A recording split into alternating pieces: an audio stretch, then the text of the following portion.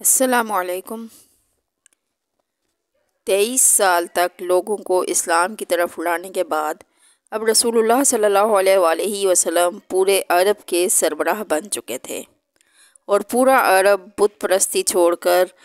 بہت تیزی سے اسلام کی طرف آ رہا تھا۔ اسلامی سلطنت ایک مضبوط سلطنت بن چکی تھی۔ اس کا مطلب یہ بھی تھا کہ اب محمد صلی اللہ علیہ وآلہ وسلم کی زندگی کا مقصد مکمل ہونے والا تھا۔ عرب فتح کرنے کے بعد یہ خبر پوری دنیا تک پہنچی کہ عرب میں ایک نبی آیا ہے جس نے پہلی بار پورے عرب کو ایک خدا کے نام پر متحد کر دیا، اور پوری دنیا میں آپ کے بارے میں باتیں ہونے لگیں، اور لوگ آپ کے بارے میں جاننے کے لیے دور دور سے آنے لگے۔ جس کے بعد آپ صلی اللہ علیہ وآلہ وسلم اپنی زندگی کے پہلے اور آخری حج کی طرف روانہ ہوئے۔ وہاں انہوں نے حجۃ الوداع کا خطبہ دیا۔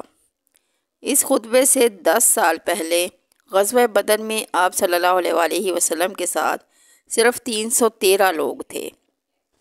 لیکن اب صرف 10 سال بعد آپ صلی اللہ علیہ وآلہ وسلم کے سامنے قریباً 1 لاکھ سے بھی زیادہ لوگ کھڑے تھے، جن میں ہر رنگ و نسل سے تعلق رکھنے والے موجود تھے۔ وہاں آپ صلی اللہ علیہ وآلہ وسلم نے سب سے پہلے نظریہ امتیاز کو ختم کرنے کا حکم دیا اور فرمایا، کسی گورے کو کسی کالے پر اور کسی عربی کو کسی اجمی پر کوئی فوقیت نہیں، اور عورتوں کے حقوق پر بھی بات کی۔ آپ صلی اللہ علیہ وآلہ وسلم نے اس دن جو باتیں کی ان میں سے کچھ آج بھی UN چارٹر کا حصہ ہیں۔ اس خطبے کے آخر میں وہاں موجود سارے لوگوں نے گواہی دی کہ آپ صلی اللہ علیہ وآلہ وسلم نے دنیا کے آخری پیغمبر ہونے کا حق ادا کر دیا ہے۔ حج کرنے کے بعد آپ صلی اللہ علیہ وآلہ وسلم مکہ سے مدینہ کی طرف روانہ ہوئے۔ راستے میں آپ صلی اللہ علیہ وآلہ وسلم نے مسلمانوں کے اس پورے قافلے کو غدیر خم کا مشہور خطبہ دیا، جس میں ہزاروں مسلمانوں کے سامنے آپ صلی اللہ علیہ وآلہ وسلم نے فرمایا کہ جس کا میں مولا ہوں اس کا مولا علی ہیں۔ اس سے پہلے غزوہ تبوک کے موقع پر آپ صلی اللہ علیہ وآلہ وسلم حضرت علی رضی اللہ عنہ کو اپنی جگہ مدینے کا لیڈر بھی بنا کر گئے تھے، اور آپ صلی اللہ علیہ وآلہ وسلم نے فرمایا، علی کی نسبت میرے ساتھ ایسی ہے جیسے ہارون علیہ السلام کی موسیٰ علیہ السلام کے ساتھ تھی، لیکن میرے بعد کوئی نبی نہیں آئے گا۔ آپ صلی اللہ علیہ وآلہ وسلم نے واپس مدینہ آ کر ایک فوج رومن ایمپائر سے جنگ کے لیے دوبارہ تیار کی، تاکہ وہ جنگ موتا میں شہید ہونے والے مسلمانوں کا بدلہ لے سکیں، اور اس فوج کا لیڈر زید بن حارثہ کے بیٹے اسامہ کو بنایا، کیونکہ ان کے والد زید بن حارثہ جنگ موتا میں مسلمانوں کے کمانڈر تھے اور پھر اسی جنگ میں شہید بھی ہوئے تھے۔ لیکن اچانک ایک دن آپ صلی اللہ علیہ وآلہ وسلم کی بیماری شروع ہو گئی، اور آہستہ آہستہ یہ بیماری بڑھتی گئی، جس کے بعد یہ فوج آگے بڑھنے سے رک گئی۔ بہت سخت بیماری کے باوجود بھی آپ صلی اللہ علیہ وآلہ وسلم مسجد نبوی میں نماز کی امامت کراتے رہے، لیکن آخری دنوں میں آپ صلی اللہ علیہ وآلہ وسلم نماز کی امامت بھی نہ کرا سکے، اور حضرت ابو بکر رضی اللہ عنہ کو اپنی جگہ نماز پڑھانے کا حکم فرمایا۔ اپنے آخری دن آپ صلی اللہ علیہ وآلہ وسلم نے حضرت عائشہ کے حجرے میں گزارے، جو مسجد نبوی صلی اللہ علیہ وآلہ وسلم سے بالکل متصل ایک کمرہ تھا۔ لیکن اس کے بعد آپ صلی اللہ علیہ وآلہ وسلم کی تکلیف بڑھتی گئی، اور اچانک ایک دن حضرت عائشہ رضی اللہ عنہا کے گھر سے آواز آئی کہ آپ صلی اللہ علیہ وآلہ وسلم اس دنیا سے رحلت فرما چکے ہیں، جس پر مدینہ کے لوگ حیران ہو گئے کہ یہ کیسے ہو سکتا ہے، کیونکہ اس وقت آپ صلی اللہ علیہ وآلہ وسلم کی عمر صرف 61 سال تھی، اور اسلامی کیلنڈر کے مطابق آپ صلی اللہ علیہ وآلہ وسلم کی عمر 63 سال تھی۔ آہستہ آہستہ یہ خبر پورے مدینہ میں پھیلتی گئی، اور مدینہ کے لوگ زور زور سے رونے لگے، جس پر حضرت عمر رضی اللہ عنہ کو غصہ آیا، تو انہوں نے تلوار نکالی اور کہا کہ جو بھی کہے گا کہ رسول صلی اللہ علیہ وآلہ وسلم زندہ نہیں ہیں، میں اس کا سر قلم کر دوں گا۔ وہ حضرت موسیٰ علیہ السلام کی طرح کچھ عرصے کے لیے گئے ہیں، پھر واپس آ جائیں گے، کیونکہ فرعون کی غلامی سے آزاد ہونے کے بعد جب بنی اسرائیل صحرا میں 40 سال تک پھر رہے تھے، حضرت موسیٰ علیہ السلام اپنی امت کو چھوڑ کر 40 دن کے لیے کوہ طور پر اللہ سے بات کرنے گئے تھے۔ ان کے بعد ان کی امت بنی اسرائیل نے یہ سوچا تھا کہ حضرت موسیٰ علیہ السلام وفات پا چکے ہیں، لیکن حضرت موسیٰ علیہ السلام زندہ تھے اور 40 دن بعد واپس آ گئے تھے۔ اسی لیے حضرت عمر رضی اللہ عنہ نے بھی یہی کہا کہ رسول اللہ صلی اللہ علیہ وآلہ وسلم اللہ سے ملنے کے بعد واپس آ جائیں گے۔ یہ وہ اس لیے کہہ رہے تھے کیونکہ رسول اللہ صلی اللہ علیہ وآلہ وسلم ہمیشہ کہا کرتے تھے کہ ایک دن ہم مسلمان رومن اور پرشین امپائر دونوں کو فتح کر لیں گے اور مسلمان دنیا کی سب سے بڑی طاقتور قوم بن جائیں گے۔ اب یہ کیسے ہو سکتا تھا کہ یہ سب ہوئے بغیر آپ مسلمانوں کو چھوڑ کر واپس چلے جائیں؟ لیکن حضرت عمر رضی اللہ عنہ کو اس بات کا پتہ نہیں تھا کہ ایک دن اللہ تعالیٰ انہی کے ہاتھوں سارے علاقے فتح کرائے گا۔ حضرت عمر رضی اللہ عنہ تلوار لے کر مسجد نبوی میں کھڑے رہے، جبکہ ابو بکر رضی اللہ عنہ جو رسول پاک صلی اللہ علیہ وآلہ وسلم کے سب سے قریبی دوست تھے، وہ اپنی بیٹی حضرت عائشہ رضی اللہ عنہا کے حجرے میں آپ صلی اللہ علیہ وآلہ وسلم کے پاس گئے، ان کے ماتھے پر بوسہ دیا۔ حضرت عمر رضی اللہ عنہ اب بھی تلوار لے کر کھڑے تھے اور لوگوں کو آپ کی وفات کے بارے میں بولنے سے روک رہے تھے، لیکن حضرت ابو بکر رضی اللہ عنہ رسول اللہ صلی اللہ علیہ وآلہ وسلم کے ممبر پر چڑھے اور کہا، عمر بیٹھ جاؤ، لیکن حضرت عمر پھر بھی کھڑے رہے۔ تو حضرت ابو بکر رضی اللہ عنہ نے سب سے کہا کہ حضرت عمر رضی اللہ عنہ کو چھوڑ دو، اور پھر اپنی زندگی کی سب سے اہم تقریر شروع کی۔ حضرت ابو بکر رضی اللہ عنہ کے بارے میں سب کو پتہ تھا کہ جب بھی آپ صلی اللہ علیہ وآلہ وسلم کوئی بات کرتے تھے تو سب سے پہلے رونے والے ابو بکر رضی اللہ عنہ ہی ہوتے تھے، لیکن جس دن سارا مدینہ زور زور سے رو رہا تھا، اس دن ابو بکر رضی اللہ عنہ نے اپنے غم کو کنٹرول کیا کہ انہیں پتہ تھا کہ آج یہ صرف رونے کا دن نہیں ہے بلکہ رسول اللہ صلی اللہ علیہ وآلہ وسلم کے مشن کو آگے بڑھانے کا دن ہے۔ تو وہ رسول اللہ صلی اللہ علیہ وآلہ وسلم کے ممبر پر کھڑے ہوئے اور سب مسلمانوں کو مخاطب کرتے ہوئے کہا، اے مسلمانوں، تم میں سے جو محمد صلی اللہ علیہ وآلہ وسلم کی عبادت کرتا تھا تو وہ جان لے کہ محمد وفات پا چکے ہیں، اور تم میں سے جو اللہ کی عبادت کرتا تھا وہ جان لے کہ اللہ زندہ ہے اور اسے کبھی موت نہیں آئے گی۔ اس کے بعد انہوں نے قرآن پاک کی وہ آیت سنائی جو جنگ احد کے بعد نازل ہوئی کہ جب جنگ احد میں مسلمان بہت سخت ٹائم سے گزر رہے تھے، کچھ دشمنوں نے مصعب بن عمیر رضی اللہ عنہ کو شہید کر دیا، جس کے بعد جنگ کے درمیان ہی مسلمانوں میں افواہ پھیل گئی کہ رسول اکرم صلی اللہ علیہ وآلہ وسلم کو شہید کر دیا گیا ہے، کیونکہ مصعب بن عمیر رضی اللہ عنہ کی شکل رسول اکرم صلی اللہ علیہ وآلہ وسلم سے بہت ملتی تھی۔ یہ جنگ احد ہجرت کے 3 سال بعد ہوئی تھی۔ ان 3 سالوں میں بھی مسلمان آپ صلی اللہ علیہ وآلہ وسلم سے اتنے اٹیچ ہو گئے تھے کہ ان کی شہادت کی خبر سنتے ہی مسلمانوں کا سارا حوصلہ ٹوٹ گیا، اور کچھ صحابہ تو جنگ کے درمیان ہی بیٹھ کر رونے لگے، اور مسلمان بالکل جنگ چھوڑنے کے قریب آ گئے تھے۔ اس کے بعد اللہ تعالیٰ نے قرآن پاک میں فرمایا تھا کہ محمد صلی اللہ علیہ وآلہ وسلم تو صرف ایک رسول ہیں، جن سے پہلے اور بھی کئی رسول گزرے تھے، تو اگر محمد صلی اللہ علیہ وآلہ وسلم وصال فرما جائیں یا شہید ہو جائیں تو کیا تم اسلام سے پیچھے ہٹ جاؤ گے؟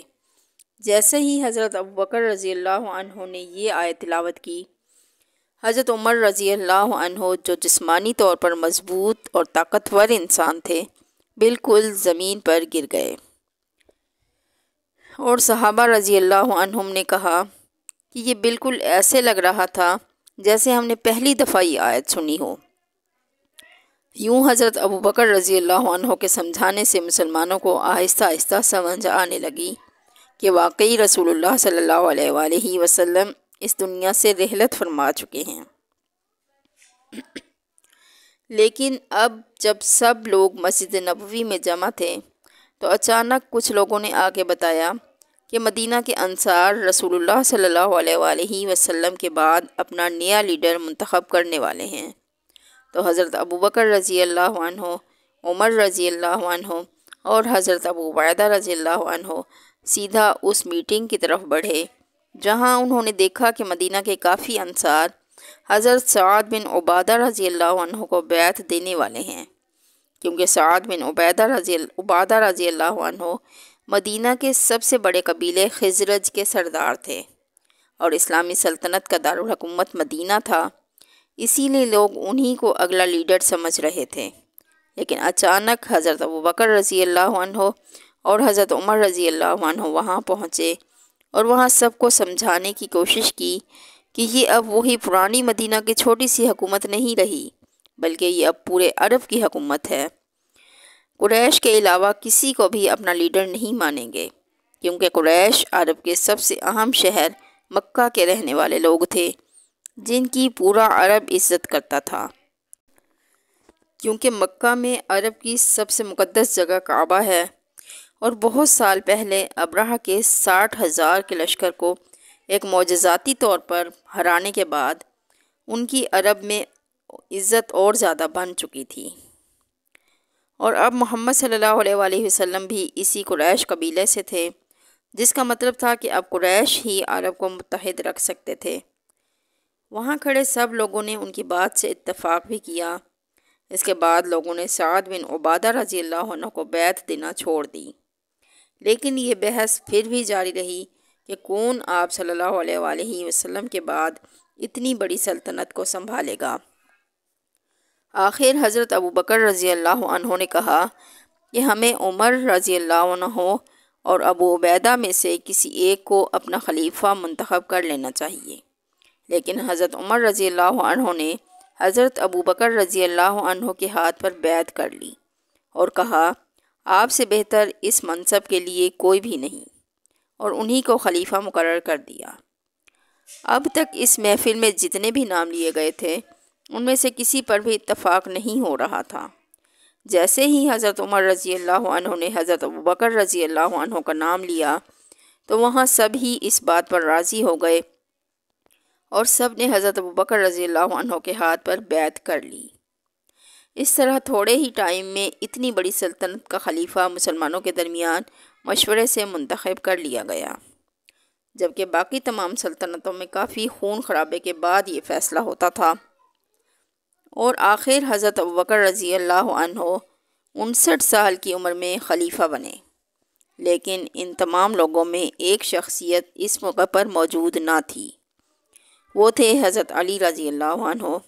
کیونکہ وہ آپ صلی اللہ علیہ وآلہ وسلم کی تدفین میں مصروف تھے۔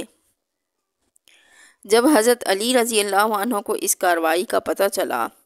تو انہوں نے حضرت ابوبکر رضی اللہ عنہ کے ہاتھ پر بیعت نہیں کی،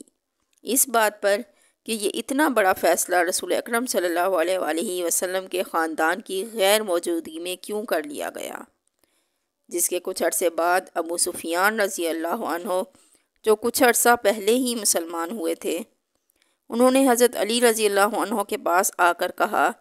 کہ ابو بکر رضی اللہ عنہ قریش کے بہت کمزور قبیلے سے ہیں، اگر آپ کہیں تو میں ان کے خلاف ایک فوج جمع کر دیتا ہوں۔ لیکن حضرت علی رضی اللہ عنہ نے ان کو ایسا کرنے سے بالکل منع کر دیا۔ اس واقعے کے کچھ عرصے بعد حضرت علی رضی اللہ عنہ نے سارے مسلمانوں کے سامنے حضرت ابوبکر رضی اللہ عنہ کے ہاتھ پر بیعت کر لی، اور اس کے بعد اس خلافت کو سنبھالنے اور آگے بڑھانے میں اہم کردار ادا کرتے رہے۔ یہ ایک بہت اختلافی مسئلہ ہے،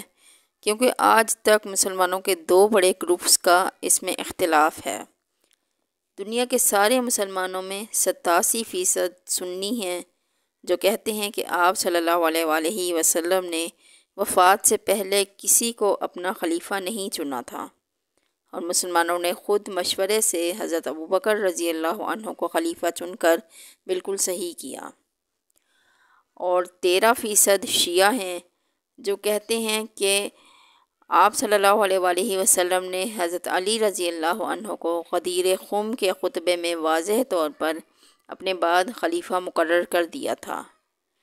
یہ ان دونوں فرقوں کا نظریہ ہے۔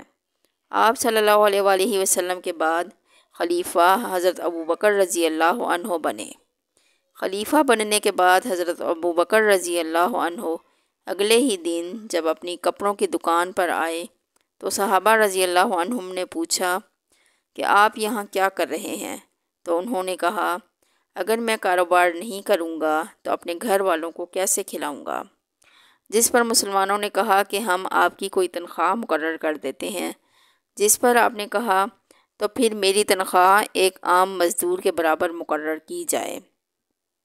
صحابہ نے کہا کہ مزدور کی تنخواہ تو بہت کم ہوتی ہے۔ تو آپ نے کہا، پھر مزدور کی اجرت کو بڑھا دیا جائے۔ اس طرح ان اصولوں پر اسلام کی خلافت راشدہ کا آغاز ہوا۔ ابوبکر رضی اللہ عنہ نے خلیفہ بنتے ہی سب سے پہلے وہ فوج روانہ کی جو آپ صلی اللہ علیہ وآلہ وسلم کی بیماری کی وجہ سے رک گئی تھی، اور باقی سارے کاموں کو بھی اسی طرح جاری رکھا جس طرح پہلے ہوا کرتے تھے۔ لیکن یہ کوئی آسان کام نہیں تھا، کیونکہ اب مسلمانوں میں بہت سارے منافقین بھی شامل تھے۔ وہ اب تک اس لیے چپ رہتے تھے کیونکہ رسول اللہ صلی اللہ علیہ وآلہ وسلم اللہ کے رسول تھے، اور انہیں جبرائیل کی طرف سے بہت باتوں کا پہلے سے پتہ چل جاتا تھا۔ لیکن اب لوگوں میں یہ خود اعتمادی آ گئی تھی کہ اب جب رسول پاک صلی اللہ علیہ وآلہ وسلم نہیں ہیں تو ہم زکوٰۃ بھی نہیں دیں گے، کیونکہ منافقوں کے لیے اپنے مال میں سے پیسہ دینا بہت مشکل کام ہوتا ہے۔ کچھ لوگوں نے رسول پاک صلی اللہ علیہ وآلہ وسلم کی اتنی عظیم کامیابی دیکھ کر ان جیسی شہرت و منصب حاصل کرنے کے لیے نبوت کا جھوٹا دعویٰ کر دیا، جن میں ایک کا نام تھا مسیلمہ کذاب۔